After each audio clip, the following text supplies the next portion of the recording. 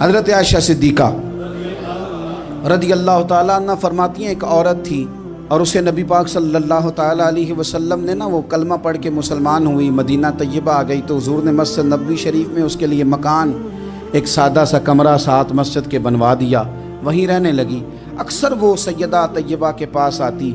تو حضرت عائشہ صدیقہ رضی اللہ تعالیٰ عنہ فرماتی ہیں وہ بڑی باتیں سناتی اور آخر میں کہتی وہ ہار والا دن بھی بڑا عجیب دن تھا اور میرے رب کی قدرتوں کا دن تھا، وہ بھی بڑا عجیب دن تھا۔ سیدہ عائشہ صدیقہ رضی اللہ تعالیٰ عنہ ایک دن فرمانے لگی کہ تو ہار والے دن کا بڑا ذکر کرتی ہے، وہ کیا دن تھا؟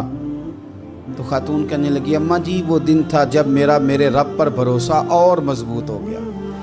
جس دن میرا اپنے رب پر توکل اور بڑھا، میرے ایمان میں یقین میں اور پختگی آئی۔ کہنے لگی میں ایک گھر کی کنیز تھی، نوکرانی تھی، اس گھر میں ایک بچی تھی جس کے پاس سونے چاندی ہیرے جواہرات کا ہار تھا۔ اس زمانے میں چمڑے کے اوپر لوگ ہیرے جواہرات لگاتے تھے، کئی دفعہ سرخ رنگ کے چمڑے پہ لگائے جاتے تھے، وہ بچی پہنتی تھی تو کہتی ہوں بچی کے اس نے اتار کے رکھا یا اس سے گرا وہ ہار تو چیل اسے اٹھا کے لے گئی گوشت سمجھ کے اور میرے سامنے اٹھا کے لے گئی۔ گھر والوں نے مجھ سے پوچھا، یہ بخاری میں موجود ہے، گھر والوں نے پوچھا مجھ سے کہ وہ ہار کہاں ہے تو میں نے کہا چیل اٹھا کے لے گئی۔ گھر میں کچھ چوری ہو جائے تو سب سے پہلا الزام کس پہ لگتا ہے؟ ملازمین پہ۔ کہتے انہوں نے مجھے بڑا مارا، بڑی تکلیف تھی، حتیٰ کہ میری شرمگاہ تک کی تلاشی، میری عزت اتنی خراب کی میں بتا نہیں سکتی۔ میں نے اپنی زندگی میں ایک واقعہ دیکھا، ایک امیر گھر میں چوری ہو گئی، ملازم کو اتنا مارا کہ وہ چارپائی پہ پڑ گیا، پولیس والوں سے اتنی مار پروائی گئی کہ وہ بیچارہ چارپائی پہ پڑ گیا اور پھر وہ اتنا بیمار ہوا اور کچھ دنوں کے بعد پتہ چل گیا کہ چور تو اپنا بیٹا ہے ان کا، پھر اس کا انتقال ہو گیا۔ اب وہ سیٹھ صاحب اور گھر والے آ کے مرنے والے کے کان میں معافیاں مانگ رہے ہیں، کان میں۔ تو میں نے ان سے پھر کہا تھا کہ یہ تو اب چلا گیا ہے، تمہارا زور چلتا تھا نا تو تم نے قانون خریدا اور تم نے اسے جتنا ہو سکا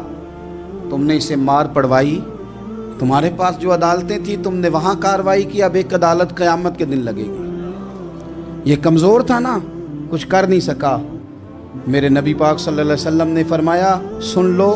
اگر سینگ والی بکری نے بغیر سینگ والی بکری کو تکلیف دی ہوگی نا تو قیامت کے دن اسے بھی بدلہ دینا پڑے گا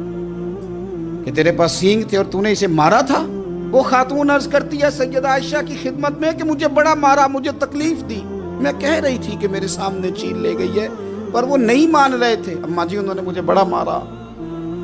حضرت عائشہ صدیقہ کہتی ہیں پھر کیا ہوا؟ کہنے لگی اماں جی جب کوئی میرا مددگار نہ رہا، مجھے تکلیف دے رہے تھے، رسوا کر رہے تھے، تو میں نے اپنے رب سے مدد چاہی، میرے رب کی طرف میں نے توجہ کی، میں نے کہا مالک اب تو ہی میرا مددگار ہے۔ کہتی ہے وہ مجھے مار رہے تھے تو وہ چیل جو ہار لے گئی تھی وہی لے کے واپس آ گئی اور ہمارے سروں کے قریب لا کے اس نے جب اس ہار کو پھینکا